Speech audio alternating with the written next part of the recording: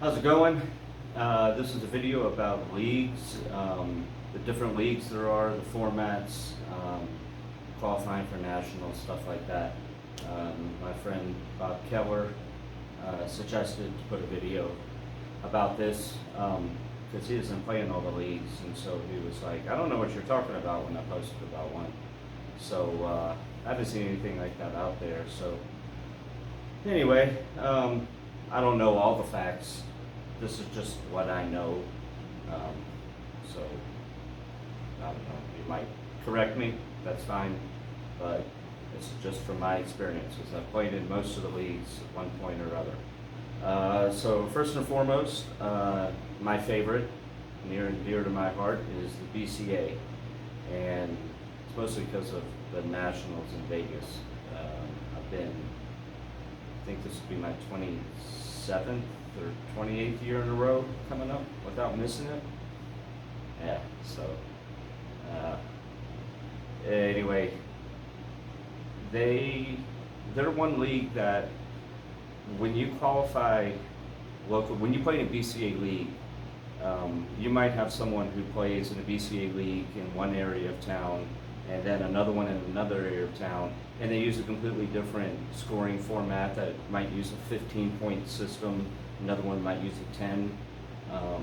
The truth is the BCA doesn't care how you run it. You can do whatever you wanted. I mean, now that might have changed now with their league system app thing that the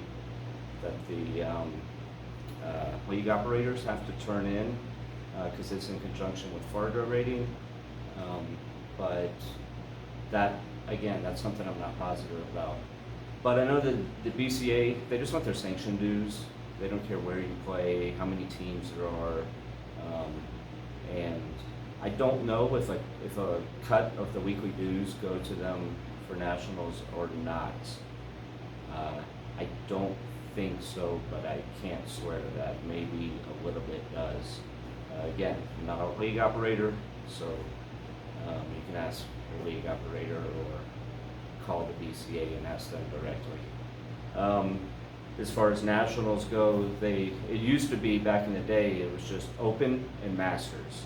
So no matter what your skill level was, you could only be in one or two divisions, which made the divisions really big, but it also, if you were in the lower end of the open, like if you were just a pretty beginner player, you had zero chance of doing well.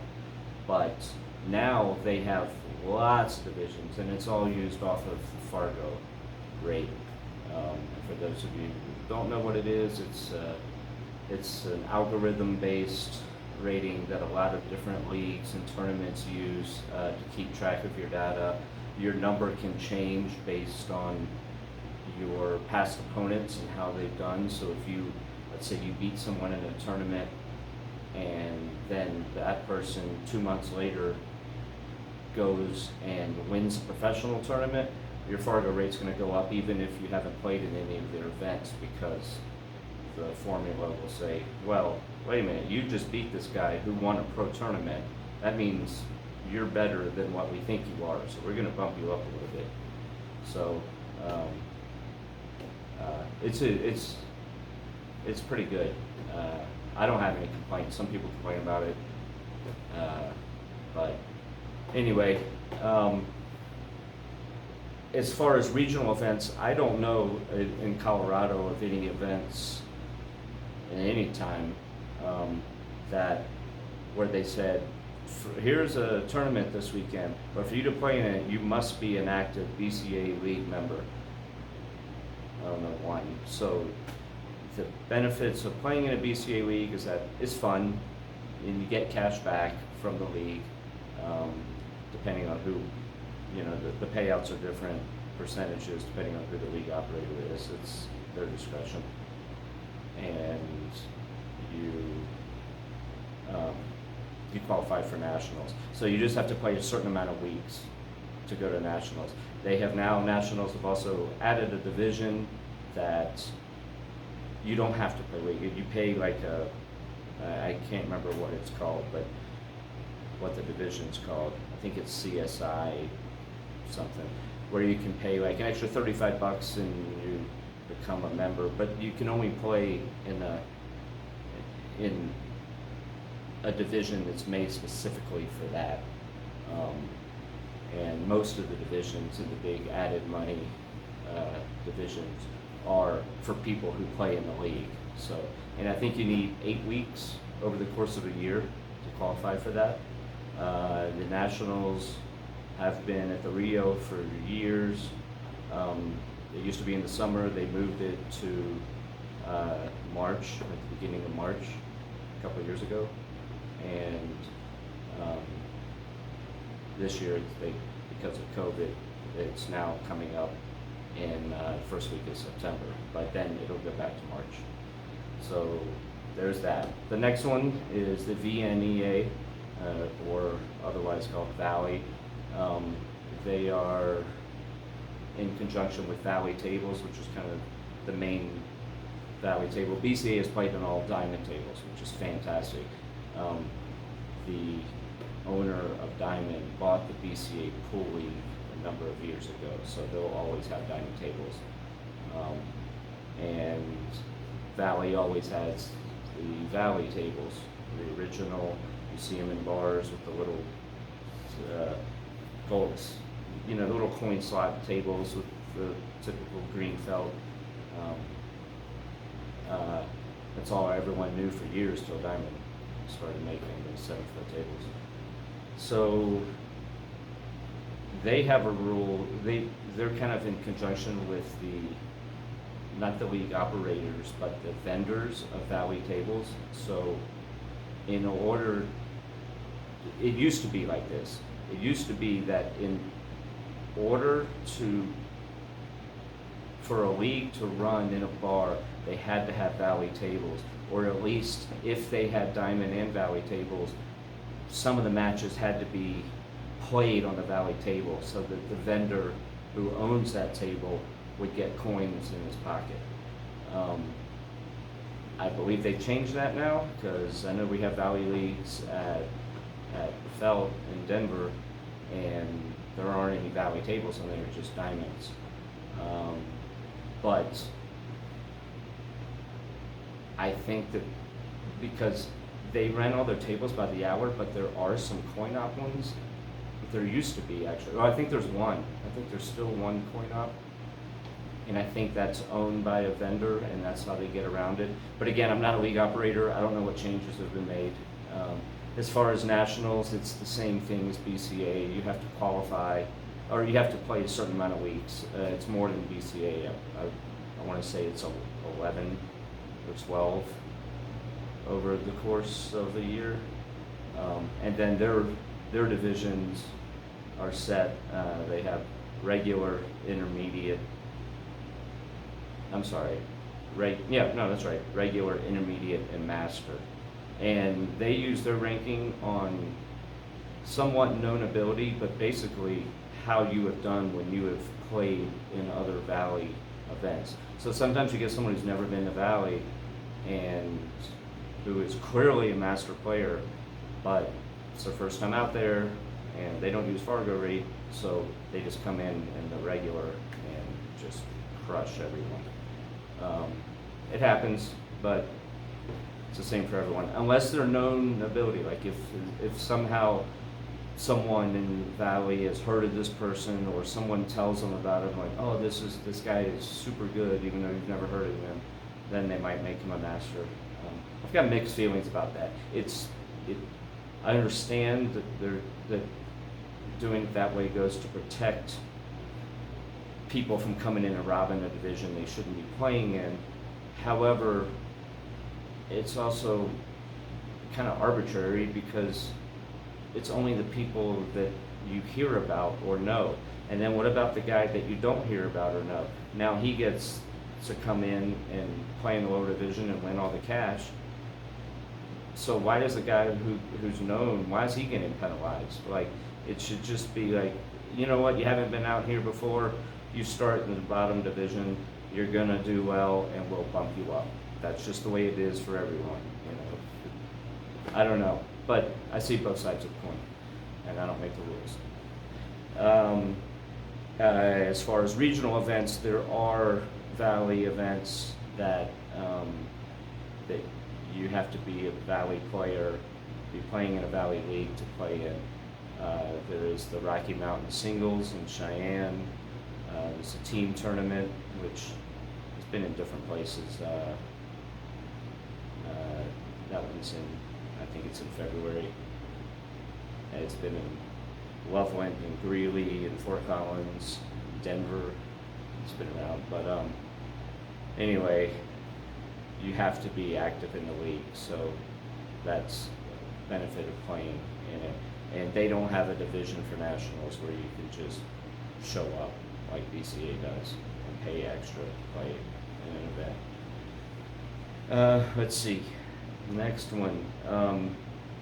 The biggest league in the nation is the APA, and the avid pool players that are watching this video, you hear that word and you go, I play APA, I don't mind it, but the people who are really avid about pool stay away from it for so many reasons. But it caters to the more casual player, which is good. It's good for the game because there are countless players who play it casually versus the much smaller percentage of players who treat it like a passion and a hobby, and when they play, they're playing serious, and they're not just going out to the bar once a week and shooting league and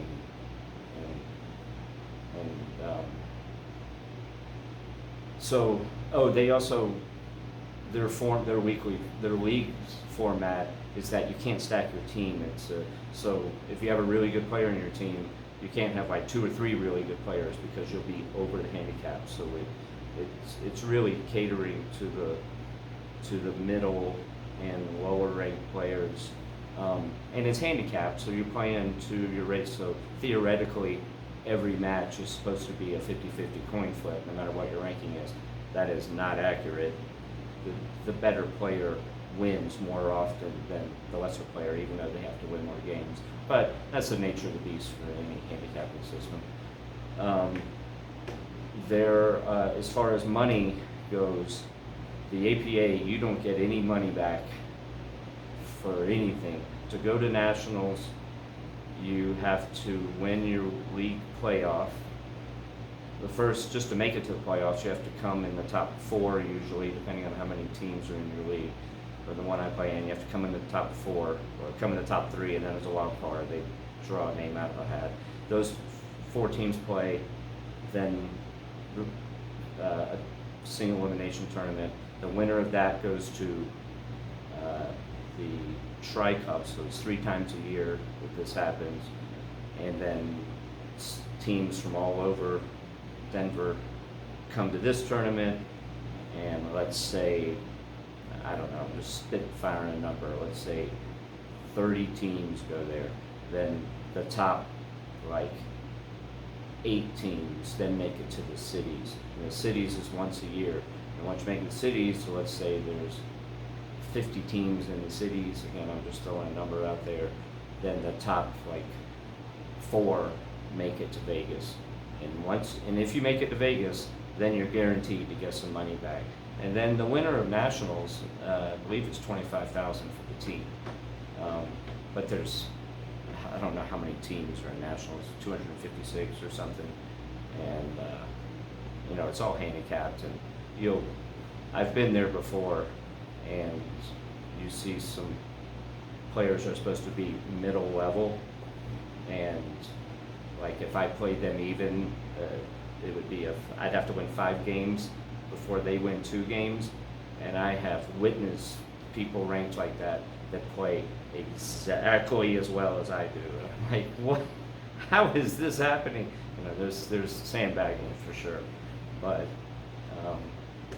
anyway, APA also benefit of playing in it is they have money added local tournaments, and depends on the league operator, but ours runs a series.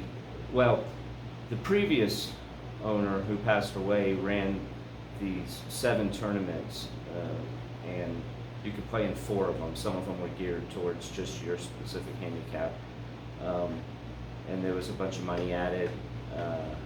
They were great. It was great, and now they haven't.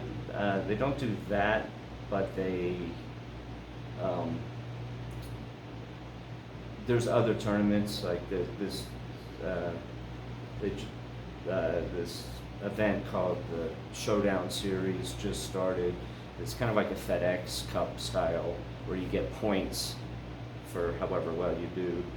Then they take a percentage of the entry fee for each monthly tournament and put it towards the finals, and then the top X amount of players after the year, you total up all the points, they make it to the finals, and then there'll be a bunch of added money. But you have to be an active APA player to play in this. And there's some other tournaments that are like that, where you can win money. But that's just all local money. It's not coming from out of the Nationals' pockets like your weekly dues. That just disappears, and you do not see it back unless you're on one of those really fortunate teams that make it to Vegas. So, but you know what you're getting into, and some people just have nightmare stories about the league just because of the drama, and it creates, there's a lot of, I don't know, there's drama, there's bad etiquette, and the bad etiquette part, they don't know any different because they're a casual player, and when you take it more seriously and you witness it, it just drives you insane. But the key is, if you don't play it and you do, try to play it on a team where you're friends with everyone on the team. It's a huge difference, because I played on teams where I wasn't friends, I wasn't enemies, but they weren't like, I only saw them then. I didn't keep in contact with them outside of the league night, and it was just completely different than people that I'm always around. Like my girlfriend plays on the team, and we have so much fun together. And she's a beginner player, but she has fun at league, and we spend time together, and we're really good friends with everyone on the team. So even on the nights we lose, we have a great time, and we laugh the whole time, and it's great. It makes it enjoyable. I look forward to those nights. So let's see, that's APA. The USAPL is the BCA's version of APA. Now, they would probably cringe to say that, but it's a handicap league where you carry your handicap into nationals, and you race to a certain point, a number, and like that's how the matches are. Like you win a game, and for every ball you make, you're getting a point or something like that. It's been a while since I played in it. My biggest complaint about it is, so I used to play in it, and I would go to nationals, and then for BCA and the USAPL, who is owned, like it's all under the same umbrella, and so their nationals were at the beginning of the BCA nationals, and so I would go and play in the singles, and then play in the teams, and the teams kind of overlapped, like one of the events, but when I was available, I would go and play in the team event, but I could always play the singles.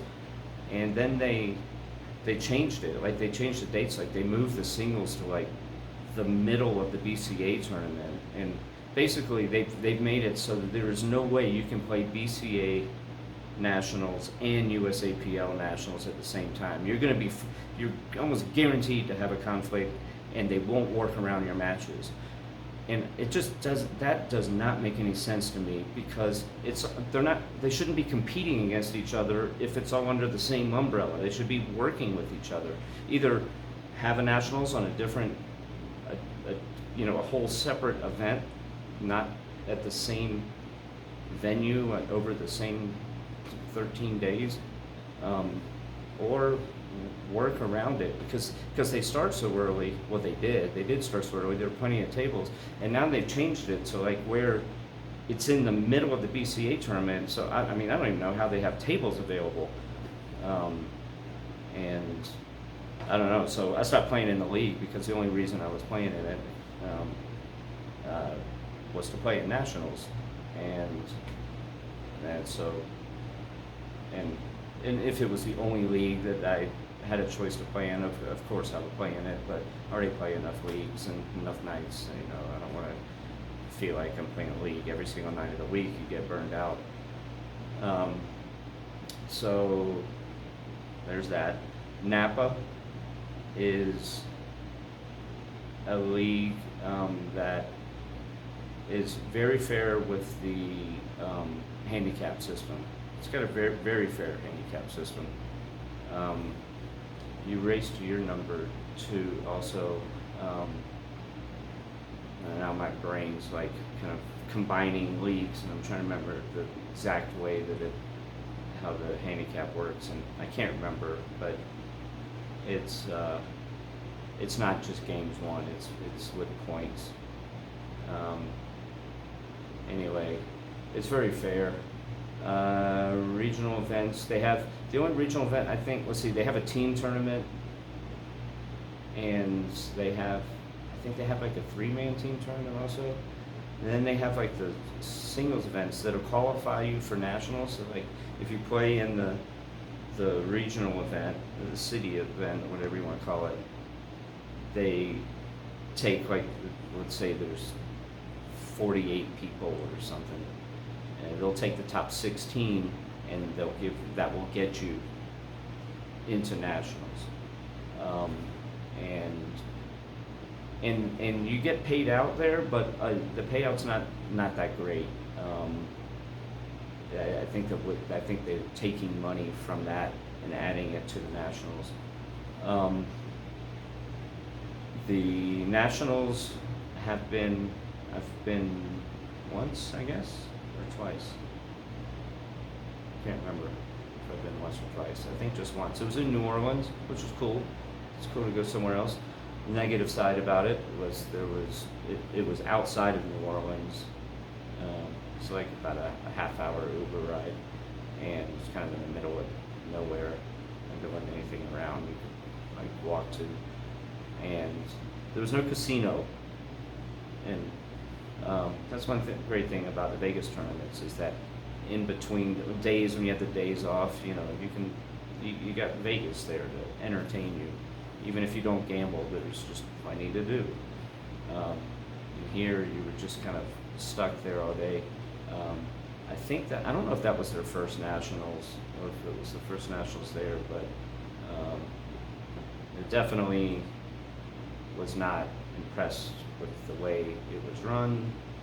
No offense to the Napa people, I don't think they're going to be watching this. Maybe Cheryl will watch this. Hi, Cheryl. But you didn't have anything to do with running the national tournament.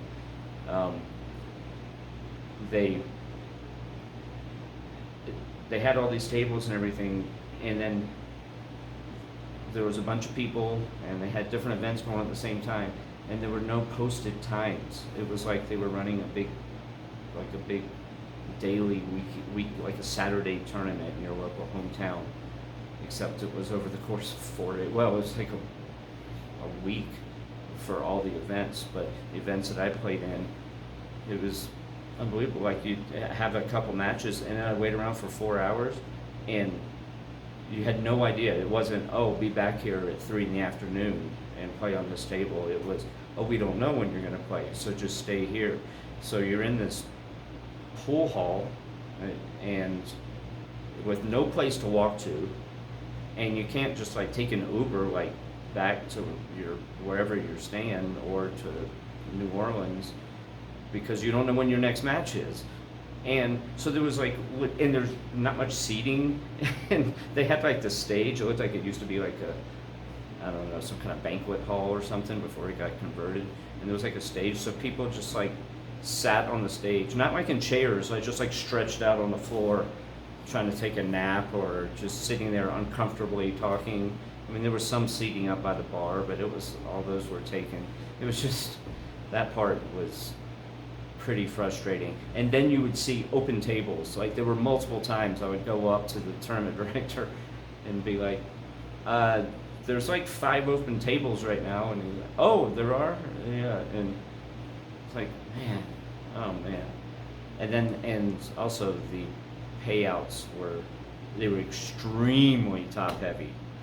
The only people that really came away with money were the people who won the event and then second. And if you came, like, for example, the 10 ball event, uh, it was it it was bracketed so that you played those, if I remember correctly, I think there was 4 different brackets, and each bracket was closer level. So I was playing in the highest one, so all the however many people are in it, they were in the top ranked players.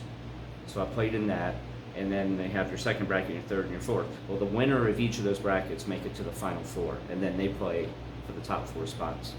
I made it to the finals of my bracket. So out of, I don't remember how many people, there were over, there had to be over 100, because I think there were over 25 in my bracket, if it was 25 and 25 and 25 and 25. So I think it was over 100. So I made it to the finals to make it to that final 4, and I lost. So effectively, I tied for 5th through 8th place out of over 100 people. And I got back, I don't remember exactly, I know it was under $200. I want to say it was like $180, and I think I paid $100 or $80 to enter the tournament. And I'm like, I just came to the nationals and came in 5th out of over 100 players, and I basically just got a little bit over breaking even. Like, that doesn't make me want to buy another plane ticket, go get a Airbnb, and spend all that time and money. I mean, I don't go to tournaments to make money, that's not the goal, but if you do well, you expect to get rewarded for it a little bit financially. So, and I think the winner of the tournament got like $4,000. Like, it just got really steep really fast. So that's my own complaint about Napa. And I haven't been to another national since. Maybe they have changed it. I don't know. That was just my personal experience. But the league is fun to play in. On league nights, I still enjoy that, and I still play. I usually sub on a team, and if they need me, I sign up so that I can play in the regional events. So, and like I said, it's a very good handicap system. Let's see, and the other, there used to be one called TAP. I don't know if they're still in existence, but I don't believe they run in Denver anymore. If they do, I haven't seen it in a long time. I played in it one session, and it was years ago, and I don't remember the details about it. I think I'd heard the same thing about their nationals, that it was very top heavy in the payouts, but I can't swear to that. It was an okay league, and I think the handicap system was pretty fair also. There was something that was unique about it that was different than the other leagues, but it's been so long I can't remember. Gosh, I feel like I'm forgetting one of them. Those are definitely the main ones. BCA, Valley, APA, and Napa are the 4 main ones, at least it felt, where I normally play. Those are the ones that run. Another nice thing, a lot of BCA and VNA leagues run at the exact same time, or not exact same time. They're dual sanctioned, so you qualify for both in the same night of play. That's very nice.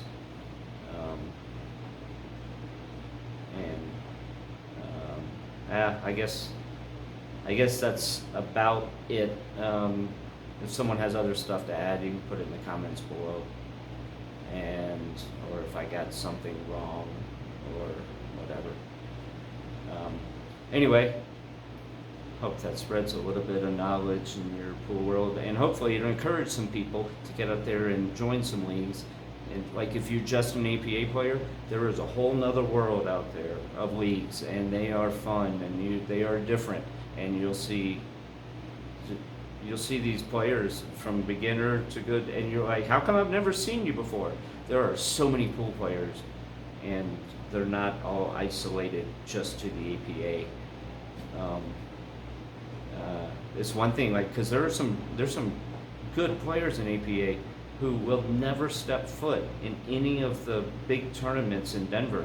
And even when I go and tell them about it, they're just like, "Oh yeah, I'll come," and they won't. I don't know if they've got the big fish syndrome and don't want to venture out. Like they just like to beat all the people that are worse than them and feel great about themselves instead of going out and really testing and seeing like this is the way you're going to get even better, is to go compete in these things where everyone you play is just as good, if not better than you.